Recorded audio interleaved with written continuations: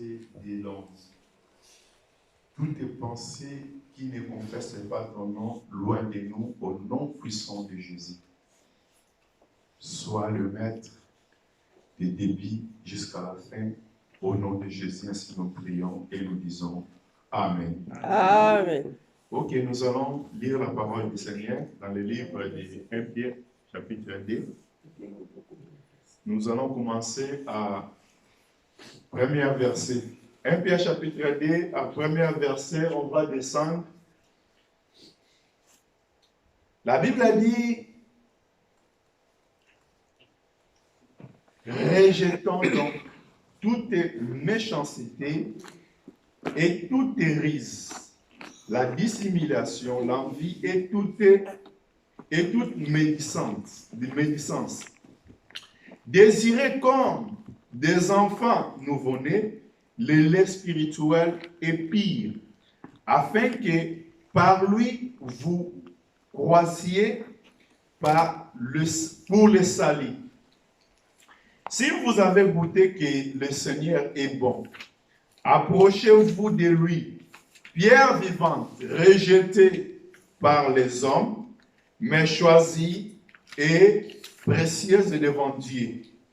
Et vous-même, comme des pierres vivantes, édifiez-vous pour former une maison spirituelle, un saint sanctuaire, un saint sacerdoce, afin d'offrir des victimes spirituelles agréables à Dieu par Christ. Car il est dit dans l'Écriture, voici je mets en Sion une pierre angulaire, choisie, précieuse, et celui qui croit en elle ne sera point confus. L'honneur est donc pour vous qui croyez, mais pour les incrédules, la pierre l'ont rejetée, ceux qui bâtissaient, est devenue la principale des langues, et une pierre d'achoppement et un rocher de scandale. Ils s'y heurtent pour n'avoir pas cru à la parole. Et c'est à celle qu'ils sont destinés. Verset 9. Vous, au contraire, vous êtes une race élue, une sacerdoce royale, une nation sainte, un peuple acquis, afin de vous annoncer les vertus de celui qui vous a appelé des ténèbres à son admirable lumière. Nous allons arrêter d'abord là-bas. Nous allons chercher encore un autre témoin dans le livre de Matthieu, chapitre 7. Matthieu, chapitre 7, je prends verset 24 jusqu'à verset 27. La Bible dit, c'est pourquoi quiconque entend ces paroles que je dis et le met en pratique sera semblable à un homme prudent qui a bâti sa maison sur les rocs. La pluie est tombée, les torrents sont venus, les vents sont soufflés et se sont jetés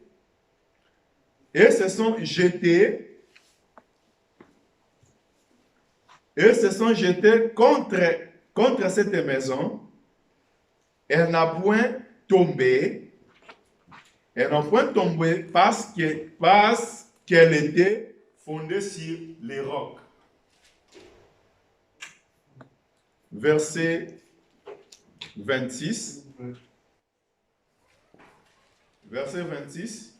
Mais quiconque attend ces paroles que j'ai dit et ne les met pas en pratique sera semblable à un homme insensé qui a bâti sa maison sur le sable.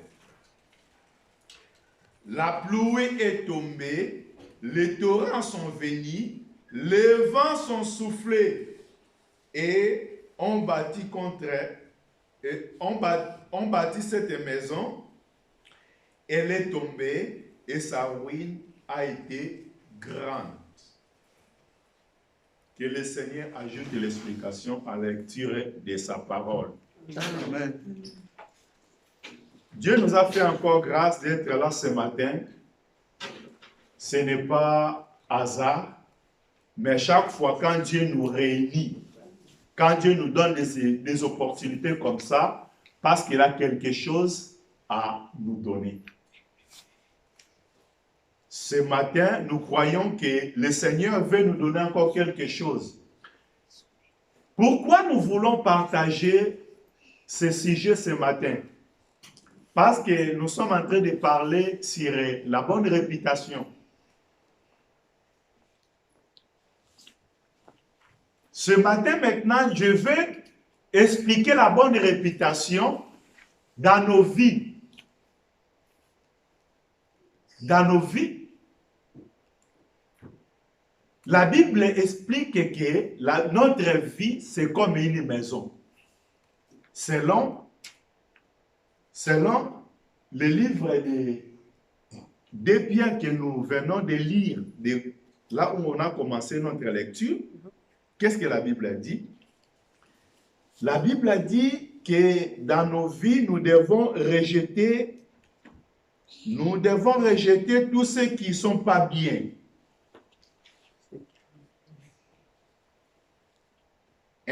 Un Pierre chapitre 2, verset 1er, la Bible dit, rejetant donc toute méchanceté et toute hérise, la dissimulation, l'envie et toute médisance.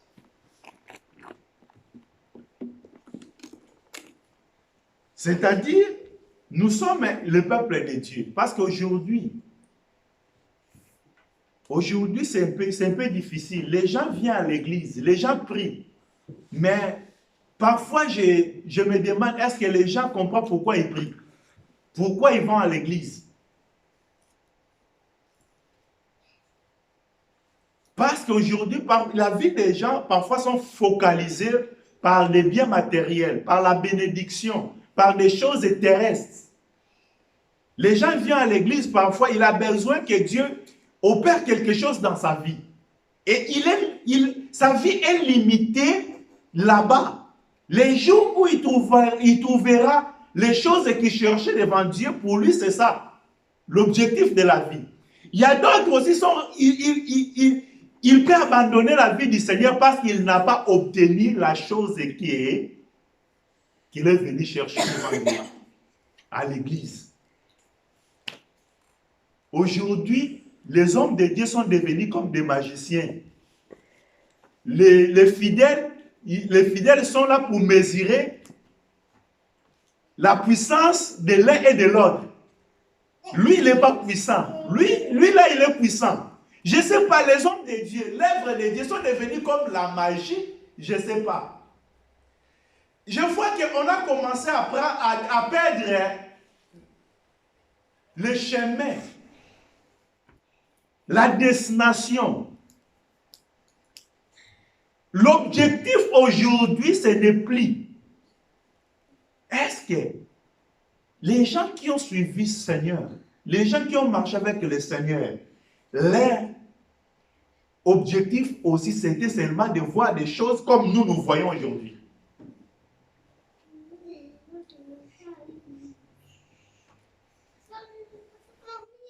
Les gens viennent à l'église, mais leur vie ne change pas. Les gens, ils ont demeuré des années dans la vie de prière. Mais tu regardes sa vie et la vie d'un païen ou de non-croyants, parfois sont identiques. Et si tu peux observer bien, parfois aussi, la vie des non-croyants sont plus meilleures que la vie des gens qui prient. Pourquoi de telles choses? Est-ce que Dieu n'opère plus? Est-ce que la main de Dieu n'est plus là? Aujourd'hui, les gens viennent à l'église, ils veulent seulement écouter les choses qui font bien dans leurs oreilles. Tu vas aller en avant, amen. Tu vas prospérer, amen. Tu seras que, amen. Mais repentez-toi. Non. Là, tu prêches mal. Mais comment quelqu'un peut aller en avant si sa vie, si lui-même, il n'est pas encore repenti?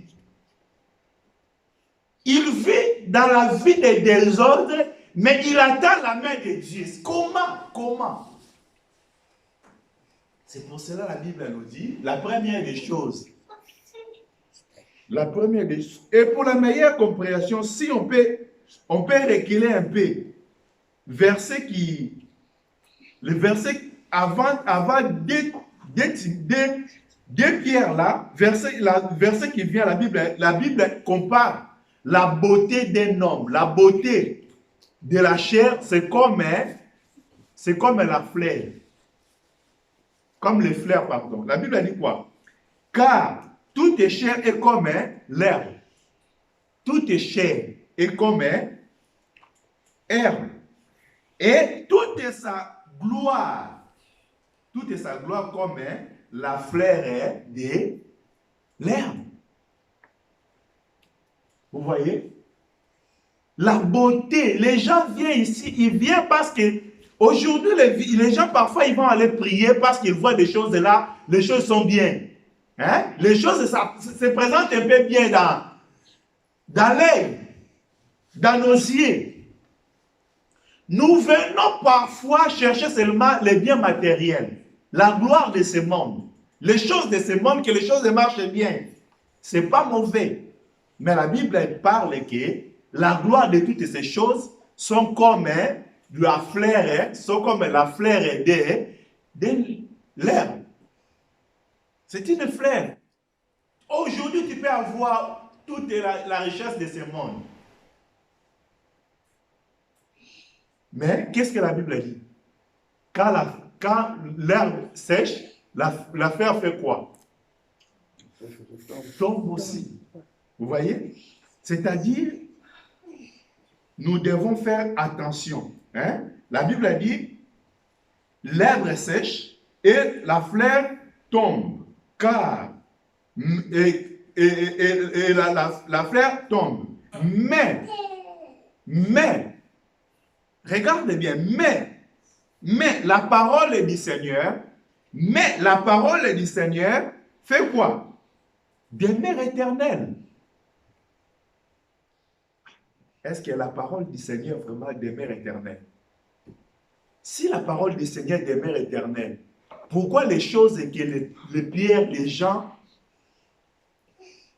les Paul, ils ont vécu, nous ne vivons pas ça. Nous ne vivons pas ça. C'est comme que la parole de Dieu a changé. Ok? Est-ce que Dieu a changé ou c'est l'homme qui est changé? C'est l'homme qui change. Aujourd'hui, nous sommes en train de pleurer, nous sommes en train de chercher la main de Dieu.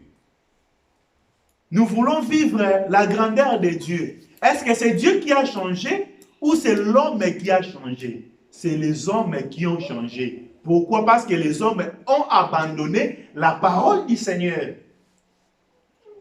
On a abandonné la parole du Seigneur. Écoutez bien, c'est très important ce que nous voulons partager ce matin. La Bible dit quoi? C'est-à-dire, la parole de Dieu demeure éternelle. Et cette parole est celle qui vous a été annoncée par l'Évangile. C'est-à-dire, l'Évangile ne change pas. La puissance qui est dans l'Évangile est le même. Mais c'est nous les hommes que nous changeons chaque fois. nous changeons de position. Aujourd'hui, tu vas dans une église, les gens, ils n'ont pas la position. Est-ce qu'ils ont la position de l'enseignement des apôtres ou ils ont la position de l'enseignement temporaire, d'évolution? Shalom. Il y a des églises qui n'ont pas même la position, hein? Que le Seigneur nous bénisse. La Bible dit quoi? La Bible dit, c'est que Dieu nous demande dans le premier verset de 2 Pierre chapitre 2, de 1 Pierre, pardon, 1 Pierre chapitre 2. Dans le premier verset, la Bible nous dit quoi? La Bible dit, rejetant donc toute méchanceté. C'est-à-dire ce qui est en train de nous empêcher de ne pas vivre la gloire, la main de Dieu, c'est la méchanceté. La méchanceté. Rejetons donc toute méchanceté et toute ruse. Aujourd'hui, dans l'église aussi, quelqu'un peut venir au Seigneur, mais il garde toujours la méchanceté, il garde toujours la ruse. La ruse, c'est quelque chose qui est très, très dangereux. Quelqu'un peut venir devant toi, il fait semblant comme il est d'accord avec des choses que vous confessez. Mais dans sa ruse, il fait d'autres choses. Ok? Quelqu'un peut venir comme il est notre frère ou notre sœur, mais dans son cœur, il vient pour faire d'autres choses. C'est ça la Bible, c'est que la Bible nous demande de rejeter. La ruse et la dissimulation. Quelqu'un qui se cache, qui ne montre pas sa position.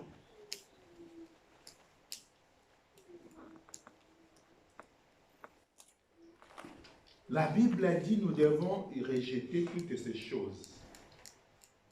L'envie et toute médisance. Toutes des mauvais propos. Nous devons, bien aimés dans le Seigneur, l'œuvre de Dieu ne peut jamais aller en avant si, là où nous sommes réunis, il y a des gens qui ont ces choses. Il vient à l'église malgré qu'il vient seulement pour se présenter. Non. L'œuvre n'ira pas en avant. La Bible dit quoi? C'est-à-dire, si nous allons mettre toutes les choses à l'écart. C'est pour cela, mes frères, je parle et je répète, je suis vraiment quelqu'un qui est ouvert des choses. J'écoute les autres et je parle aussi aux autres. Et je ne suis pas quelqu'un qui garde des choses. Quand je vois quelque chose, j'annonce directement. Je te parle directement. Aujourd'hui, je sais que j'ai beaucoup de problèmes avec beaucoup de gens parce que je parle des choses en face. Les gens, ils ne veulent pas que tu parles des choses en face. Je sais. C'est ça comme mon défaut. Mon défaut que j'ai aujourd'hui, je parle des choses en face. Quand je te vois, des choses que tu fais, ce n'est pas bien, je veux te parler ça en face, pas derrière. Et maintenant, les gens, il y a beaucoup qui parlent. Pourquoi tu parles des choses directement comme ça? Il faut quand même utiliser la diplomatie. Non, dans les choses de Dieu, il n'y a pas la diplomatie. Ok? La Bible nous dit que votre oui soit oui, votre non soit non. Mais quelqu'un qui a la dissimulation, il peut dire oui dans ta présence, quand il donne le dos, il dit non. Quelqu'un qui a la dissimulation, il peut dire non devant toi, quand il va aller dehors, il dit oui. Est-ce que vous comprenez bien? C'est très important. La Bible dit, après avoir, si nous voulons vivre des grandes choses parmi nous, si nous voulons vivre la grandeur, parce que notre Église, je vous dis et je répète, il y a des promesses que Dieu nous a données, nous serons une grande Église. même si aujourd'hui tu ne vois rien, même si aujourd'hui il n'y a rien qui se semble comme bon dans nos yeux, mais la Bible dit, malgré la durée de la nuit, le soleil apparaîtra.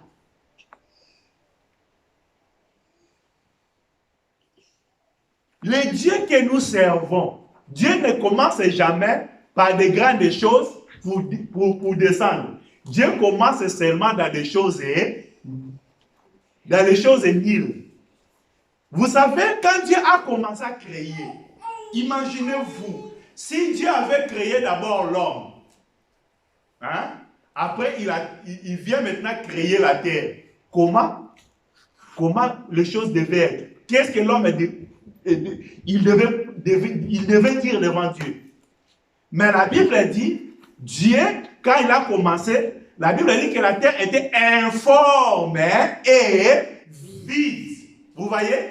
Dieu commence là où il n'y a rien. Moi, je crois à un Dieu comme ça, qui prend des choses inutiles, qui prend des choses qui n'ont pas de valeur pour donner de la valeur.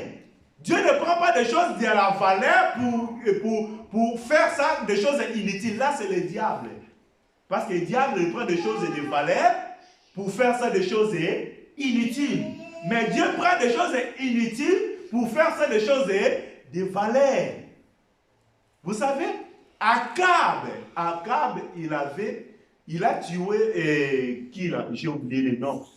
À cause de quoi? Il voulait prendre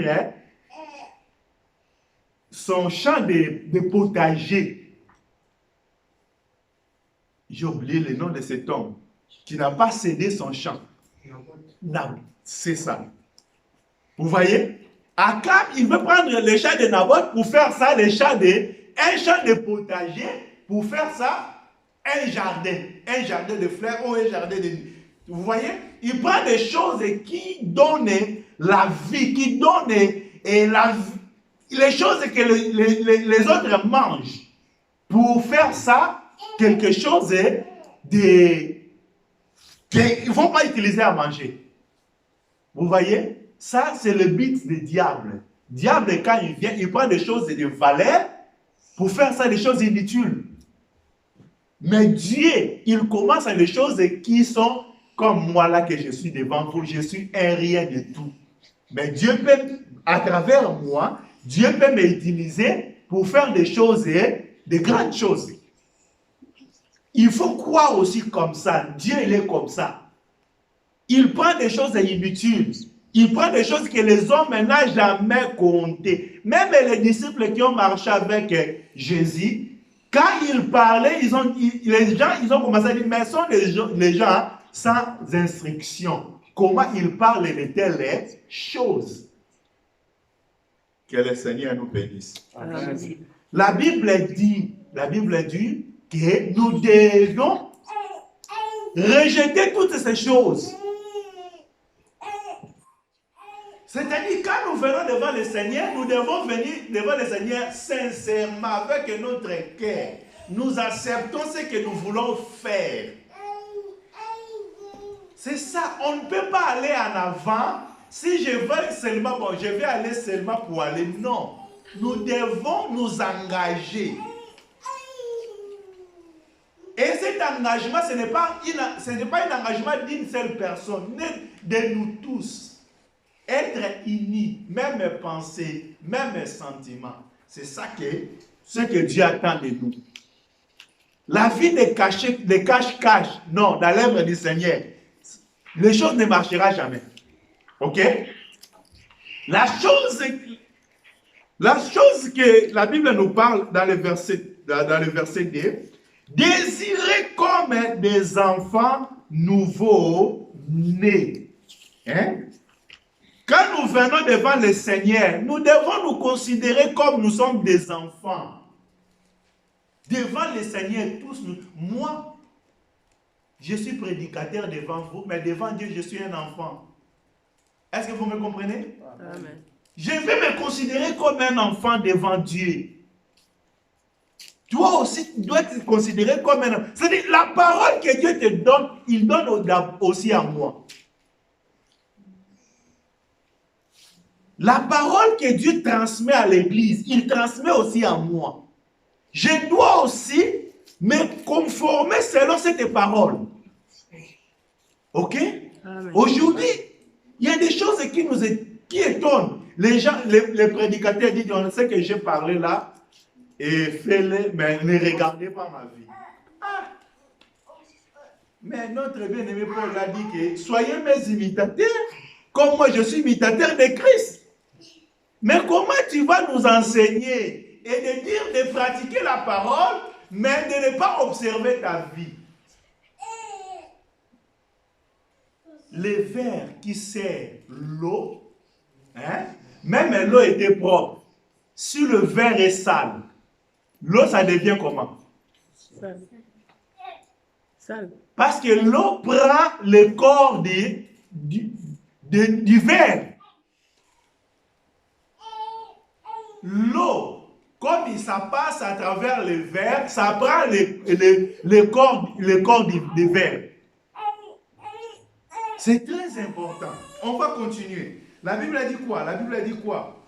Nous devons maintenant, comme des nouveaux-nés, hein, d'avoir quoi? Désirer quoi? Le lait spirituel est pire. Le lait spirituel est pire afin que par lui, vous croissez pour la bénédiction. Vous croissez pour la bénédiction. Non. Ah, tu vas aller en avant, tu serais élevé. C'est ça. On va prendre le lait spirituel. Nous devons désirer le lait spirituel. Et puis, pour nous donner l'argent. C'est ça.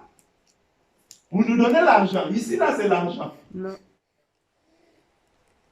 Pour nous donner le mariage. Parce qu'aujourd'hui, les sujets dans l'église pour que les gens aiment, il faut que tu prêches seulement, tu seras béni, tu vas aller en avant, tu vas créer des entreprises, tu vas voyager, tu vas faire de grandes choses. Là, tu vois que l'église est en train de vibrer, de dire Amen, Amen, Amen. Non. Nous ne sommes pas contre toutes ces choses. J'ai dit et je répète, les païens ils ont de l'argent. Ils ne prient pas. Ils ne viennent pas à l'église. Mais ils ont de l'argent. Parfois, les entreprises où nous travaillons, les gens là, les propriétaires, ils ne prient pas. Ils ne prient pas. Hein? Si moi je veux venir prier, c'est pas pour trouver un travail. Et les non-croyants là, il a prié où? Pour commencer à travailler. Il a prié où? Non, nous devons revenir dans des choses essentielles. Nous sommes trop écartés des choses de Dieu. Le lait spirituel qu'on a besoin, afin que nous croissions, nous grandissons pour les salis. Pour les salis, pour avoir la vie éternelle, pour la vie éternelle. C'est pour avoir la vie éternelle. Aujourd'hui, maintenant, l'objectif de la prière, ce n'est plus le salut. Moi, hier j'ai partagé avec un homme de Dieu que je connais. On a pris le temps de parler. Mais je me suis demandé, est-ce qu'aujourd'hui, l'église que nous allons chaque fois à l'église, est-ce qu'on aura la vie éternelle? C'est ça, c'était ma question hier. Parce qu'aujourd'hui, il m'a raconté des choses que je ne crois pas que de telles choses doivent se manifester au milieu des peuples de Dieu ou dans une église.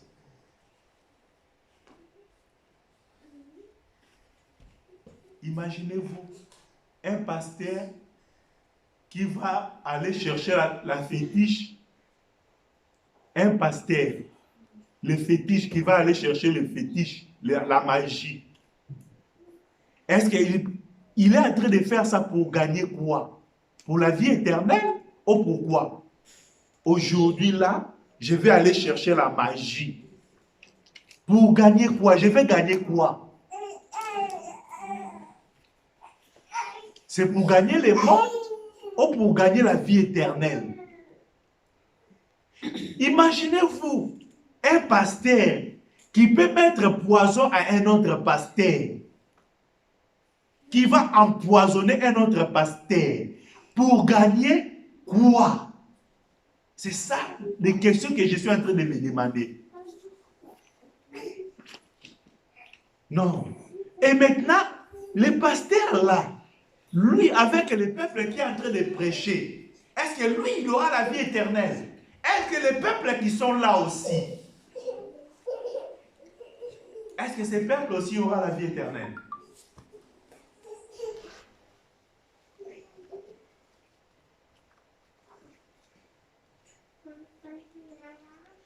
Verset 3, la Bible a dit, si vous avez goûté que le Seigneur est bon, si vous avez goûté que le Seigneur est bon, ok? C'est-à-dire nous sommes appelés, chacun de nous doit expérimenter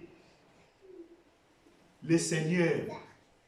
C'est ça ce que je dis chaque fois. Célestine, tu dois expérimenter si le Seigneur existe ou non, pour savoir s'il est bon ou non. Goûter. Il faut, chacun de nous doit goûter. La vie chrétienne, c'est la vie d'expérience directe. L'homme doit faire, il va faire une expérience directe avec son Dieu. Ok?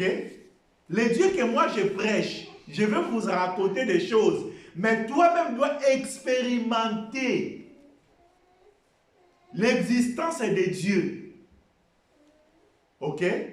N'allez pas prier, oh non, je prie le Dieu de mon pasteur. Non. Moi, le Dieu que je prêche, mais toi aussi dois expérimenter ce Dieu-là dans ta vie.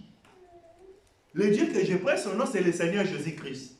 C'est-à-dire, tu dois expérimenter la puissance du Seigneur Jésus dans ta vie pour savoir s'il est bon ou non. Si vous avez goûté que le Seigneur est bon, comment on peut goûter le Seigneur? Devant des difficultés qui peuvent se présenter devant nous, c'est par là que Dieu, c'est par là qu'on peut goûter le Seigneur. On peut expérimenter le Seigneur. Quelqu'un qui n'a jamais expérimenté la main de Dieu ne marchera jamais avec Dieu. Vous savez pourquoi Dieu a fait descendre Israël en Égypte? Dieu a fait descendre Israël en Égypte afin que Israël expérimente la main puissante de Dieu. Les difficultés qui peuvent se manifester devant ta vie, ne faut pas pleurer. C'est pour te rendre encore plus fort. Ok? Le temps que nous sommes traversés notre église, ça sera un témoignage. Ça sera un témoignage. Pas aujourd'hui, mais demain. Les gens témoigneront. Les gens parleront. Après avoir traversé toutes les étapes que nous sommes en train de traverser. Il faut accepter les étapes que Dieu nous fait traverser. Vous savez, je vous dis vrai. Je vous dis vrai. Quand Joseph, il était dans la prison, ok? Joseph avait vu, est-ce que Joseph, quand il a vu son gerbe qui était debout, les gerbes de son frère s'inclinaient devant lui. Il voyait quoi? La gloire.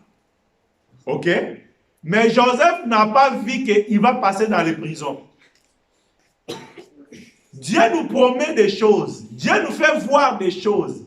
Mais les circonstances qu'on va traverser pour arriver là où Dieu a préparé pour nous, Dieu ne nous montre pas. Ok? Amen. On peut dire que Dieu va montrer une grande église. Oui, c'est bien. Mais l'étape que Dieu va nous faire traverser, nous sommes appelés aussi d'accepter ces étapes-là.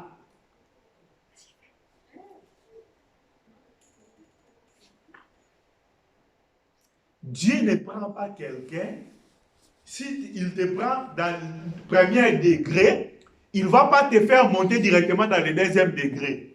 Dieu, s'il te prend dans le premier degré, il va te faire descendre d'abord dans le 0 degré. Est-ce que vous me comprenez bien? Amen. Dieu prend des choses comme je vais vous parler seulement, je vais vous expliquer seulement de Joseph. Joseph, il portait l'habit de plusieurs couleurs devant son père. Ok? La Bible dit que son père a donné à Joseph un habit de plusieurs couleurs. Mais Joseph, pour être élevé, ces habits-là de plusieurs couleurs a été dépouillé. Ses frères, ils ont enlevé ces habits-là, cet habit-là. Ils ont trempé cet habit dans le sang des boucs. Ok? Pour expliquer quoi? Joseph, il est mort. Ils ont allé présenter l'habit de Joseph à son père, avec le sang. Et Jacob a commencé à pleurer Joseph, et comme Joseph, il est déjà mort. Et pendant ce temps-là, il y a la promesse que Dieu a promis à Joseph. C'est la confusion. Et la promesse là, Joseph, il est dans fosse. Il était jeté dans une fosse.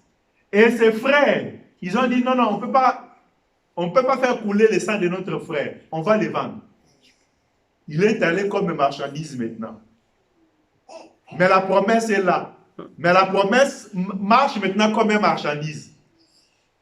Et la promesse là où il est devenu comme une marchandise, il devient maintenant comme un chef dans une maison. Il est maintenant un attendant et gouverneur d'une maison. Mais l'étape n'est pas finie. Joseph me dit, bon, les choses que j'avais vues là, c'est ça ce que je suis en train maintenant de vivre. Non. Il quitte encore là-bas. L'habit qu'il portait dans cette maison-là reste entre la main de la femme de Potiphar.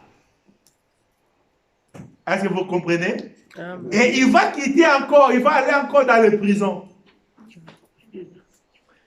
On ne va pas continuer cette histoire. Mais ce qui est important, c'est que Dieu nous appelle, c'est que Dieu a besoin de nous. On a des bonnes choses, des grandes choses que Dieu a préparées. Écoutez verset 4. Verset 4, 1 Pierre 2, verset 4. La Bible a dit quoi? La Bible a dit, si, comme on a goûté que le Seigneur est bon, approchez-vous de lui. Approchez-vous de lui. Approchez-vous de lui qui? Il est qui? Shalom. Shalom. Approchez-vous de lui. De lui, il est qui? Dieu. Hein? Il est une pierre vivante. Approchez-vous de lui. Lui qui est la pierre vivante. Donc, il est un roc. Ok? Approchez-vous de lui, lui qui est la pierre vivante.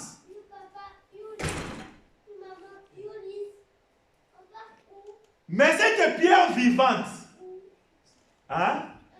Il est la pierre vivante, mais cette pierre vivante, qu'est-ce que la Bible a dit? Il a été quoi? Embrassé par les hommes, aimé par les hommes, caressé par les hommes. Non. Hein? Aimé par les hommes, non? C'est ça la Bible a dit. Approchez-vous à mes Seigneur. Non. Quelqu'un qui était rejeté, nous on va approcher encore de lui, mais nous serons encore rejetés. Hein? Quelqu'un qui était rejeté, mais nous approchons encore de lui. C'est-à-dire nous aussi, nous devons être rejetés comme lui. Que le Seigneur nous bénisse. Amen. Parce qu'aujourd'hui, le monde est plein. Oh, pourquoi ce Dieu existe? Pourquoi ces pandémies? Pourquoi ces difficultés? Pourquoi ces problèmes? C'est problème parce que vous avez rejeté la pierre vivante. Aujourd'hui aussi, nous aussi nous serons rejetés comme lui.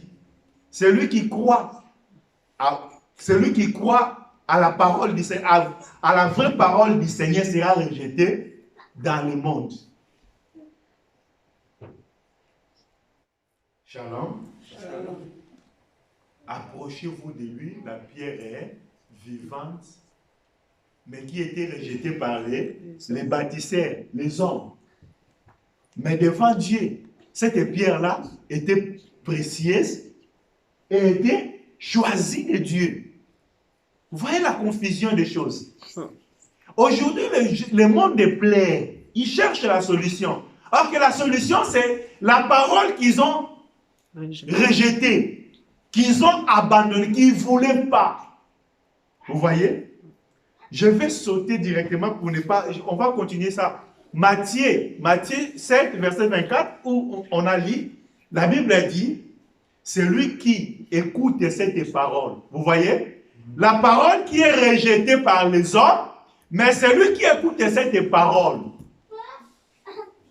Ok? Et qui pratique cette parole sera comme un homme prudent qui bâtit sa maison sur le sable. Non. Je ne sais pas, ta vie est bâtie où? Ta vie est bâtie où? Ta maison est bâtie où? Ton mariage est bâti où? La Bible dit, quiconque donc entend cette mienne parole, donc ma parole que je donne aujourd'hui, que j'enseigne, et mets ça en pratique. Aujourd'hui, il y a le danger. Les gens aiment la parole du Seigneur. Mais, ils laissent la parole du Seigneur dans la salle. Quand il prêche, il dit Amen, Amen, Amen. Mais quand il sort, la parole de Dieu, tu restes à la salle. Là, c'est ma vie. Vous voyez? C'est bien aller à l'église. C'est bien aller écouter la parole. Ce n'est pas mauvais. Mais ce qui est important, ce que Dieu attend, c'est la pratique de la parole. La Bible dit, quiconque donc entend ces paroles, cette parole, et qui met ça en pratique. Est-ce qu'aujourd'hui, on a des pratiquants de la parole? Dans nos églises, on a des pratiquants de la parole. C'est ça ce qu'on doit nous demander. Est-ce que moi, je fréquente l'église, j'écoute la parole. Est-ce que je suis pratiquant de la parole?